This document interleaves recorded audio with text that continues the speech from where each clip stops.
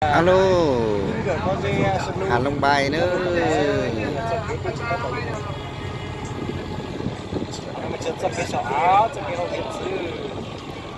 Hà Long Bài nữa, cũng sẽ Hà Long Bài cho to trong xa xa nữa. Hà Long Bài thì nho lấy ở ít sinh trạng của trong tổ chức Hà Nội tua mong lê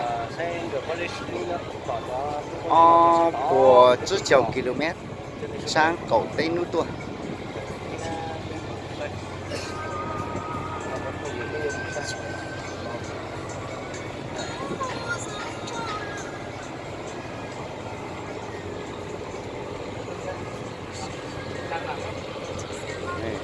Còn anh em ngồi đây để tôi lên kiểm tra xong thì tôi về tôi bảo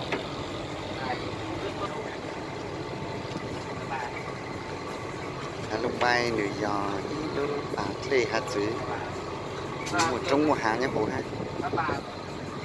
Rồi cho mình một say lúc bà lê hạt dưới Hà Long Bài nữ một bao dây tổ hữu lấy lê tu hạt dưới cháu con nó có lý nhà chó thâu chó của tôi một say chó này cái gì đi chơi nếu nó xuống chơi trong hai chị hà đồ nó rất sạch sạch cao rồi tại sao mấy buổi trong mình xuất là say này để từ sáng tôi say Hà Long Bài nó họ hỗ trợ cú giữa khả tàu trong mấy xuất là số kim mà để từ sáng hôm nó là hỗ trợ cho không pay trọt trò gì không o ý sản gì không pay trọt trò gì không o ý sản gì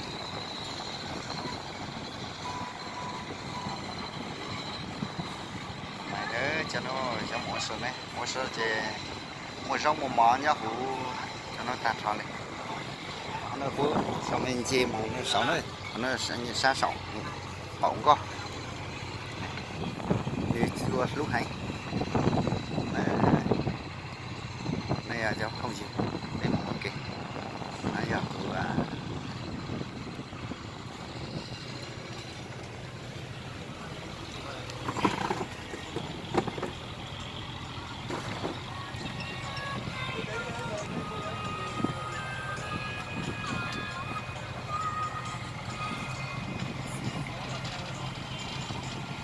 Hà Long Bài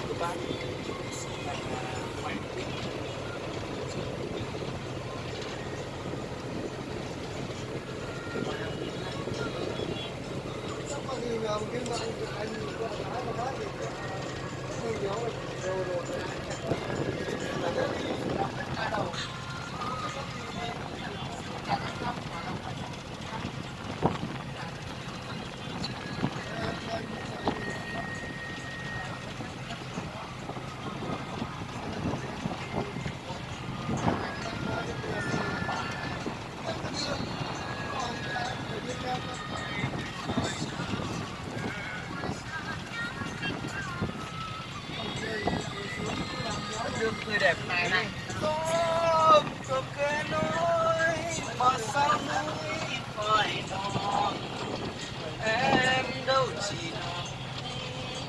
em anh cho em mượn không không không không mình được hai tờ em hát được cắm ngoài lắm giới thiệu em có nhưng mà tí nữa phải có một chút ở đây cho con dịp một cái của chỉ tôi sát sầu sài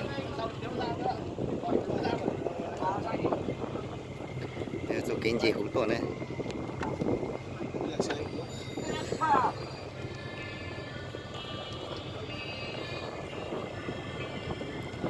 ô chùa dân ra lạc cả nữa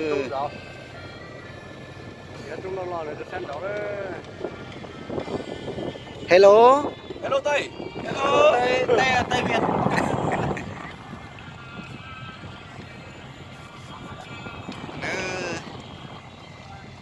trời sắp mưa chúng tôi chặt lại trời sắp mưa rồi về thôi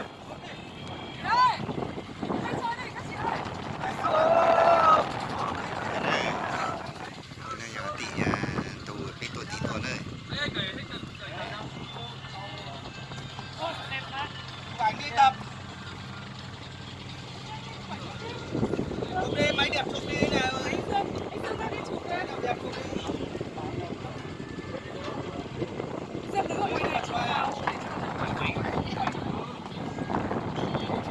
sắp tiêu kiểu nó giống có nhau. hay nữa tao trong có hay có hay cho chúng chúng này tua cũng hạt gì tua gì để dòng con chú hạt trâu nào một tay người trong tết trong tết hàng nó tết là người tôi mua ổn tết thầu ấy lúc đặt tết nó tao đồ mua áng lại chỉ người tôi mua lại bạn lấy hạt dưới người dò lúc đặt tết thầu tôi trò tết sen chỉ người dò khó tiêu cây chỉ một lê nên tới bây giờ nó nửa lúc đặt tết nó nửa rồng tua thì tới tua rồng này lúc cày tỏ liệu Được chị ơi, đẹp lắm.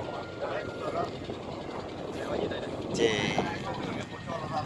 là tê đủ của tao đủ là tê khay này tao xuống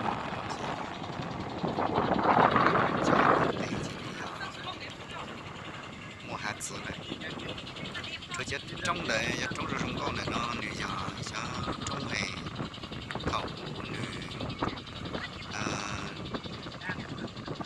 tàu tỏ cho các hạt sữa nửa lúc tua để này để tôi nhặt thử xem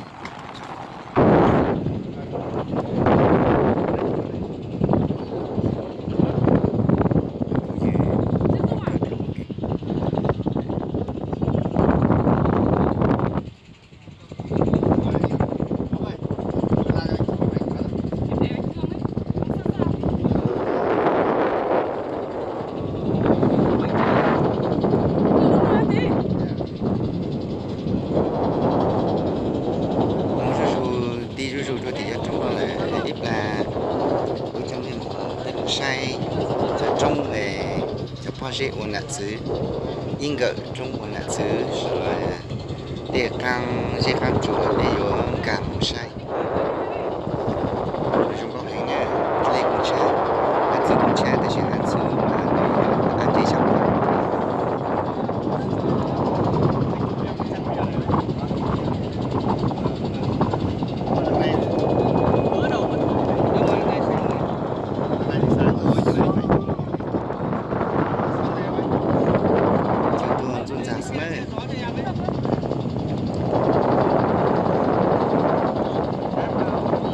xứ mà này mua chọn chè này chúng mua play người ta mua play mà nhớ có hạt xứ chè vô nhau cho tao chè nhau thấy khăn số này chọn chè mua play rồi giờ chọn chè nắng thật trong mua play bằng ăn chọn chè nhau bằng play hạt xứ mà này chọn chè trong mua play anh đi nhau tao nó có play càng chè thì ra đi nhau tao cho bằng play chọn chè nhau play càng chè luôn nhau thấy khăn số mà nếu như nhỏ tao cho nhỏ thấy khá số cho tôi cho thấy khá gì cũng như có chút chia thì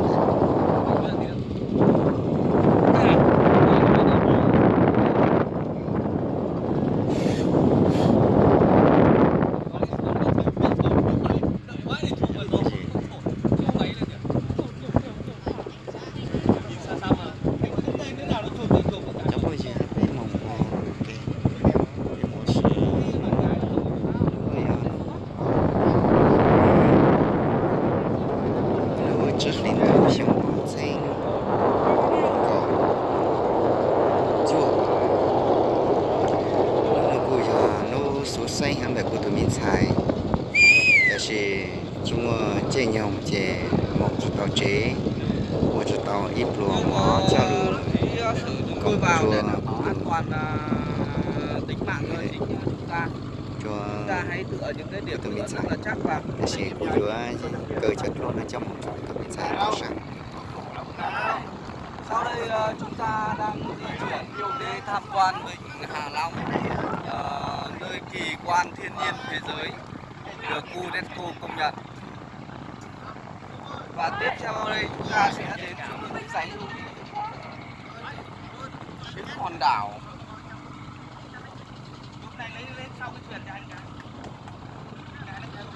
Bây giờ mà xây cho trong cái trong chùa của chẳng trong cái trong chùa nó Hạ Long Bay nó nửa sông ót xây lịch xa nửa tàu UNESCO dành tàu là nửa giỏi thang chơi rộng chạm là nhau chụp áp đan tù nó nếu mua sang ôi thì chưa mua sao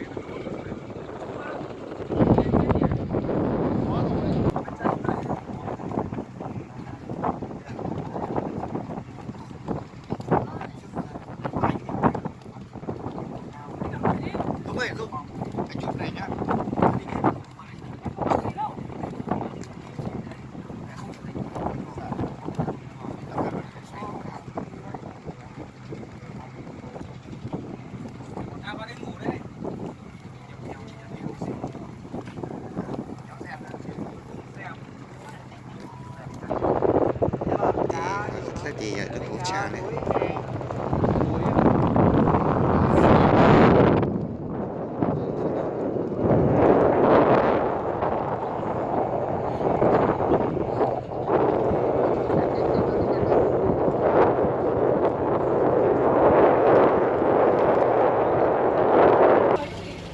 Mà còn đầy 40% còn hơn cả của anh mà học pin rồi.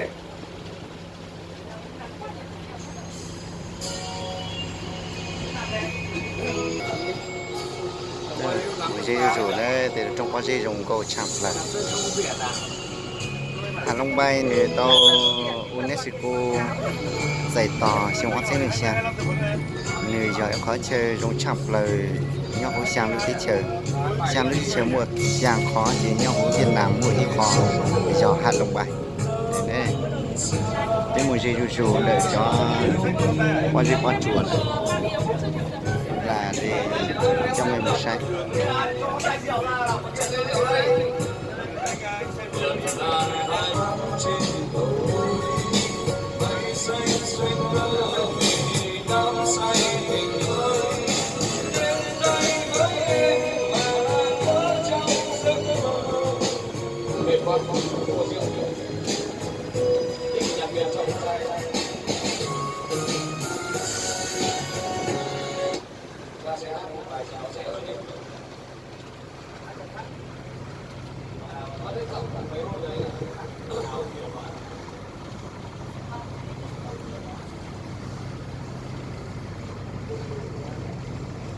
Bên trên đấy nữa hả? Nóng lắm.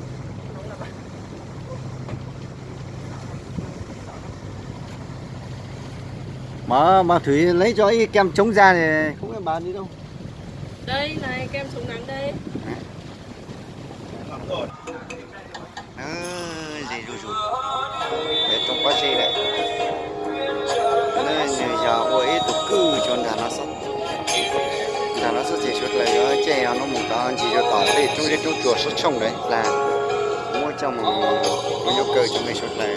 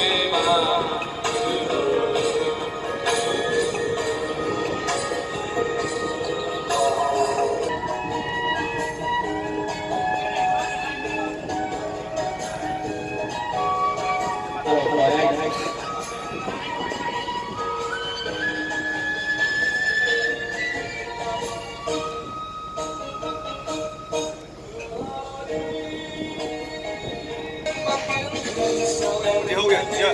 Đã chưa? Đấy, hâu kìa, đẹp chưa?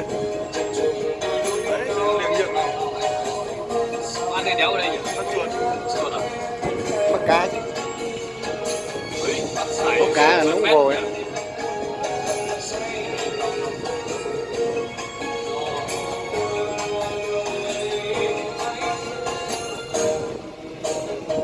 Sống được mòn cái đá khiếp nhỉ? Nước này đá mòn. Kiểu như là không thích nhỉ? Ở đây hay nhỉ?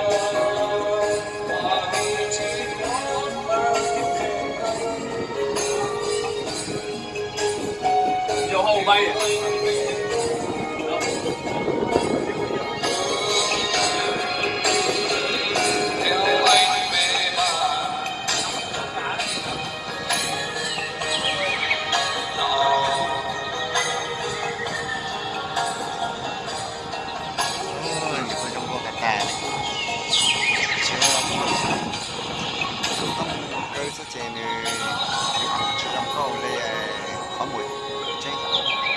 tua chè pe suốt là tua mong phụ mà xa lây giàu khó dùng trong lại đấy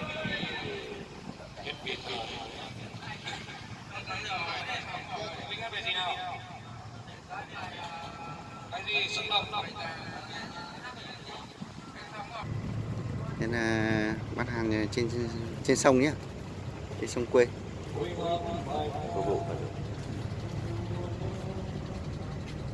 phục vụ đấy.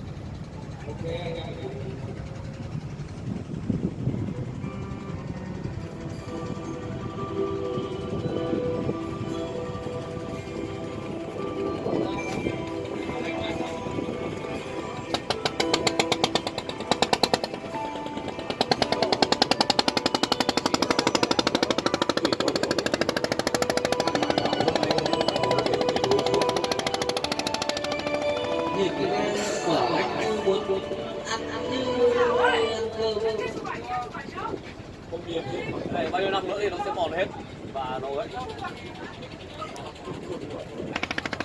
Hai giờ mình ra xem nào. Thằng nó lì à? Giờ nó như nào ạ? Giờ nó như nào ạ? Bây giờ nó như nào rồi? Hoa gì tổ hồ hay sự tổ này nhiều chỗ bê đường trừ rơi đấy. Nó cao Này, từ bao giờ? thấy chưa? Đúng nó đấy. Đây là Phương, đây này.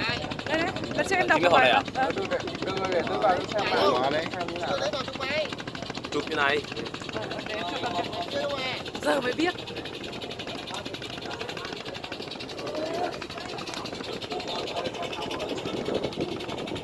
Lấy hai cái hòm kia. Cái này nhá, cái này nhá. Cái này. Chị Hảo ơi. Đây này, hình ảnh ở giờ 200.000 nào. Đúng rồi đấy. Này, em mượn nào, 150.000 một lượt nhá. Cái này, chạy nhẹ nhỏ này. Luôn là này.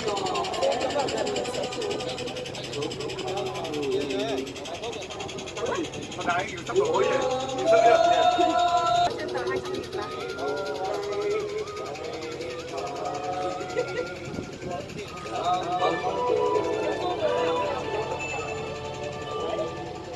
Cái này là muối ăn hết rồi. Muối bào mòn này. Muối là một thứ hai nữa ấp nước, Ừ. nước chảy táo mòn. Tung mái nhỉ? Đây là trên tờ tiền đây. Là con gái. Sắp đổ đấy. Cái này là mòn hết rồi này. Ôi, nhìn mòn hết rồi. Đá, Ồ, đá cũng mòn rồi nhỉ? Con chim này đúng rồi. mòn hết. Chim kìa. Ngâm nước muối. Đây, cái thùng lỗ là họ bùa dây để sợ đổ này à. Đấy. Còn gì nữa? Lắp xi măng vào.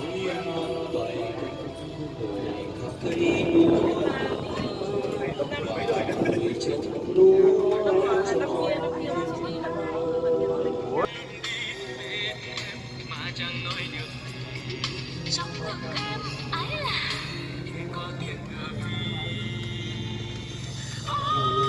cho vua bên vui quá sao chẳng hay quá đường xa nắng đổ mà chúng mình vẫn mà chẳng nói được. À kia này có cái nạp đây không? Có cái nạp đây không?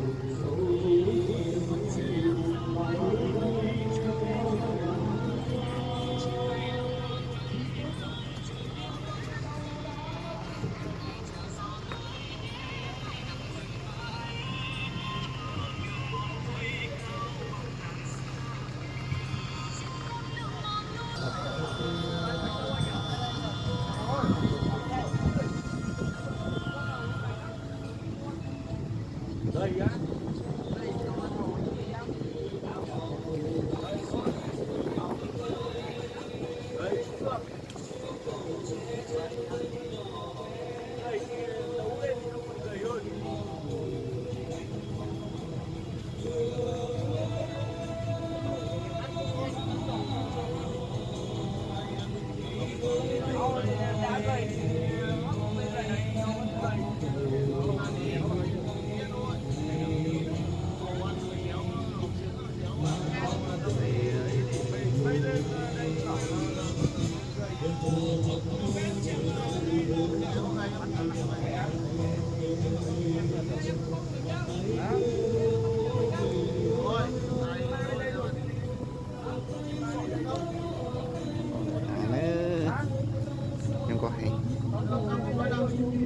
sắp lên tụ rồi giờ cho tao tua một say chỉ cho nhỏ quên này ra nữa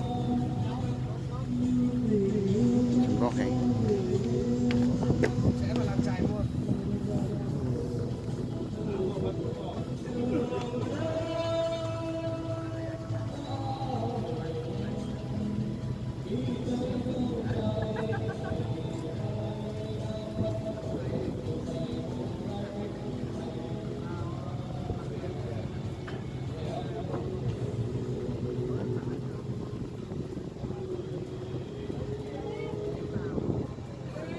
còn này còn mà nó chạy dòng còn này chơi giang sọn tụ chỉ huống còn này bây giờ lùng mông này muốn tao tự cái tìm mông hồ lú giang sọn tụ chỉ sọn tụ lại huống còn à giang sọn tụ còn mình chơi giang này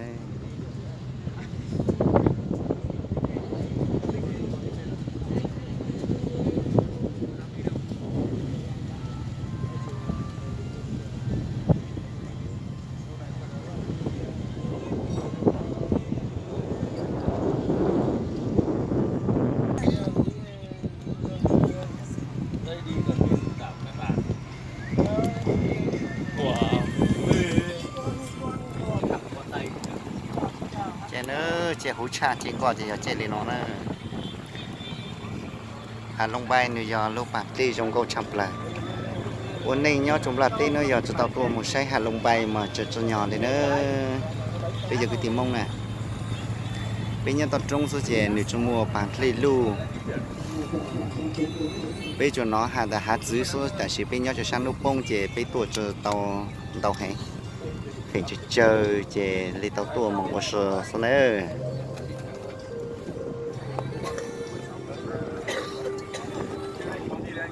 một tí giả trong câu hay nhau hối dù lúc này cho tao phục lưỡi dài nữa thì nó này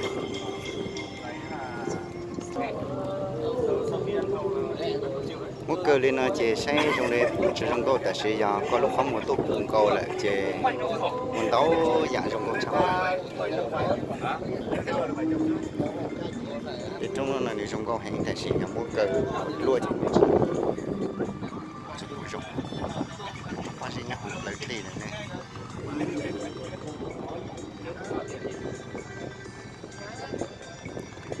karena nemu apa sih saya tak nak ini plan apa yang mampu nih oh jadi nih cik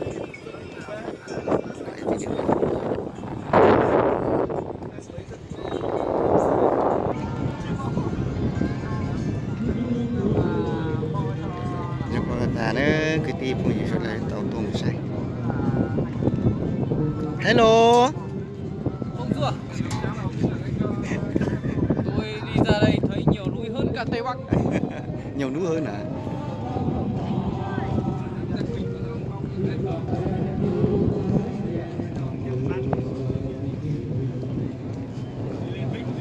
đây là một cái tí chả núi còn trong chỗ đi Đây, ngồi đây.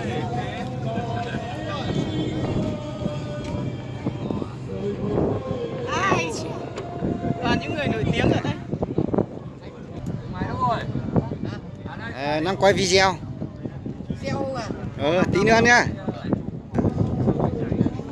Bác Sử ơi.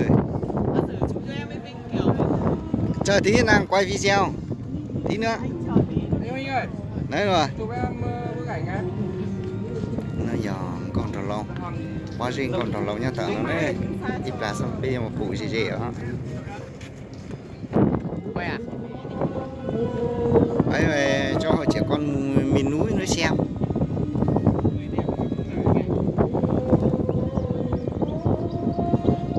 ở núi nó không có đâu. Quay về cho nó mới được xem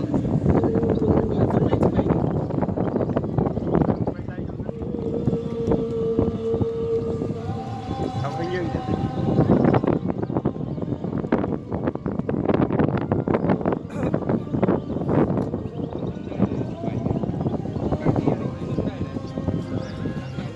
mấy chủ nữa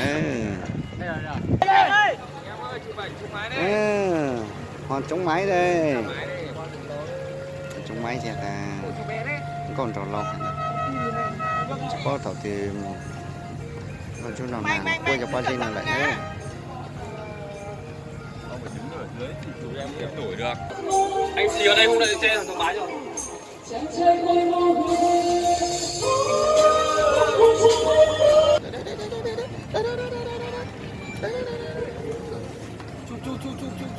Chưa năng quay video, lấy video để xem. Tí nữa. Rồi quay vừa chụp được mà. Không. Thế là nó sẽ đứt đoạn ngay. Chống máy.